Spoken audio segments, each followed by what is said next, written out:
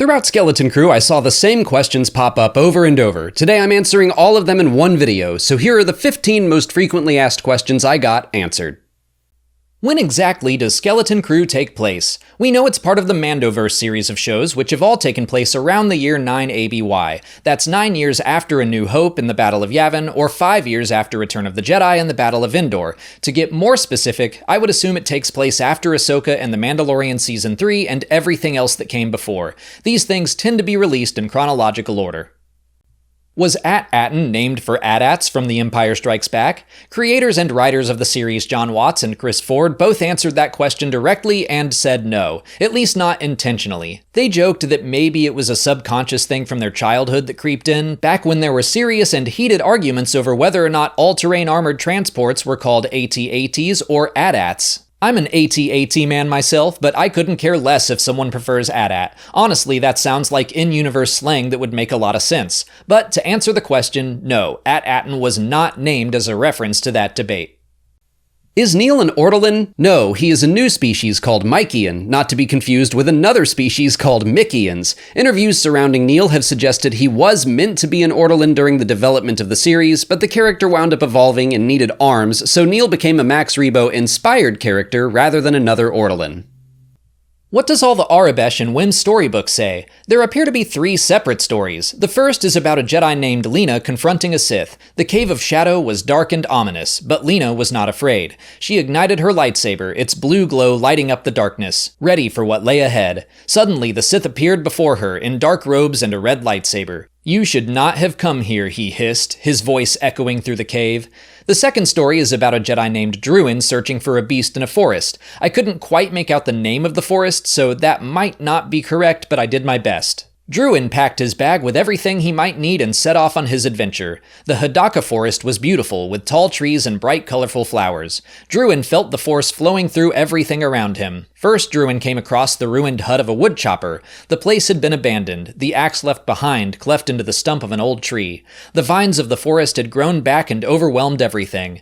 Next, Druin came across the paddock of a herd who was long gone, run off into the forest or eaten by the beast. But from their old food trough grew a strange, beautiful flower. Finally, Druin felt a strong presence in the Force. He knew he was getting close to the fearsome beast. He took out his lightsaber and held it ready as the beast lunged out of the forest and loomed over him. The final story is about a group of Jedi constructing a fortress with the Force, which is why Wim thinks the buried ship in the woods is in fact a Jedi temple. The Knights decided to build a temple fortress. Using the Force, they lifted and shaped the rocks around them, creating the soaring towers of their new home. The entire fortress could lower into the ground, hiding it from sight during times of danger. With their fortress complete, the Jedi Knights found peace and solace. They meditated together, their connection to the Force and to each other growing stronger. They were a beacon of light in the darkness, and when the galaxy called for heroes, the Valiant Order did not hesitate. Their fortress rose back up to the surface, and they stood ready to fight for justice and peace. Who was the real Crimson Jack? The character Crimson Jack was introduced in the 7th issue of the classic Marvel Star Wars comics, which came out in 1977. Shortly after the events of A New Hope, the pirate captures Han Solo and Chewbacca while they're on their way to pay Jabba the Hutt with the credits they were given by the Rebel Alliance. Crimson Jack and his crew steal all the money and later capture Leia, who was on her own mission to find Luke, who got lost on his own mission. Han tricks Jack into taking them to the planet Drexel, where Luke was involved in a planetary war. They're able to turn some weapons on Crimson Jack's ship, and Han kills the pirate himself in a duel. Funnily enough, Han later saves Jabba the Hutt's life, back when he looked completely different. Jabba forgives Han's debts, but then finds the ruins of Crimson Jack's ship. Jack was one of Jabba's employees, so he sends bounty hunters after Solo again. And none of this would have happened if Jack hadn't stolen the credits in the first place. So that's the legend story of Crimson Jack, but the character has also been brought back into canon thanks to the Halcyon Legacy comics. This time, Crimson Jack attacks the Halcyon luxury starliner during the time of the sequel trilogy. He attempts to steal some resistance codes for the First Order, but fails, so he is still out there somewhere. What does the Arabesh on Kim's scroll say? This translation was a lot more nonsensical than Wim's storybook. It's hard to read it all, some of it's missing, some is obscured, some of it's upside down, and some of it is written mirrored. It's a lot of stuff like, and the world's withered, and the families were something, and the people were something, but as the jewels, something. But there are some interesting mentions of some kind of want, and the Republic hiding planets, and the great work is in there. It's hard to pull out any meaning, but there are some curious word choices. How did the soldiers of At Akron get a hold of Imperial helmets and gear? I had to have my comments section answer this one for me, but General Strix does mention trading with Offworlders for munitions. I suppose that's how both the Troik and the Aton got a hold of helmets that look an awful lot like something General Veers or Mud Troopers would wear. What species was Captain Tak Rinid? His face is obviously obscured in the hologram, but in a couple of frames he definitely looks like a Weequay, an alien first seen in Return of the Jedi and made more famous by yet another pirate character from the Clone Wars, Hondo Ohnaka. Maybe the legend of Captain Rinid inspired a young Hondo to follow in his footsteps. Did Fern cause KB's accident? We can't say for sure, but I don't think so. Fern is absolutely willing to do some reckless things with KB around, but I don't get the sense that it was her fault KB was injured. If that were the case, I think the show would have made it clear. I like that the problem with their friendship is that Fern simply hasn't learned to account for the changes KB had to go through until they go on this adventure. For how long has Aton been isolated? As much as I was hoping it would be from the capital O, capital R Old Republic era, it's sounding more and more likely it was hidden away during the High Republic. Jod says the planet has been missing for hundreds of years, and in an interview with John Watts and Christopher Ford on Collider, Watts confirmed Aton's great work was meant to be related to Chancellor Lina So's great works from the High Republic books and comics, which take place about 250 years before Skeleton Crew.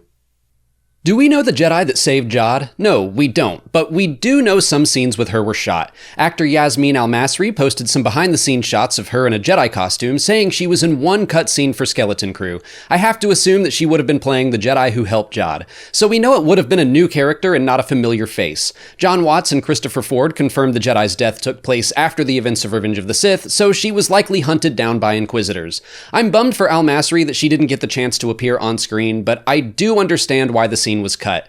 Fingers crossed she gets the Genevieve O'Reilly treatment down the line, first popping up in deleted scenes, only to return for a more significant role later. Maybe a second season could explore Jod's history more.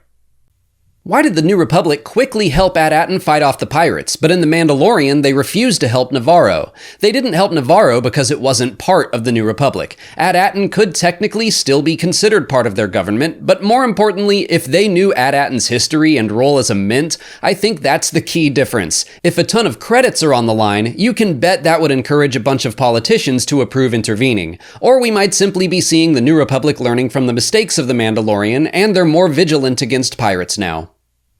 What does Jod's smile at the end mean? An interview with Watts and Ford said that it's completely up to interpretation. Ford even said its meaning has changed for him as he watched the series, so he doesn't even have a clear answer and he co-wrote the episode.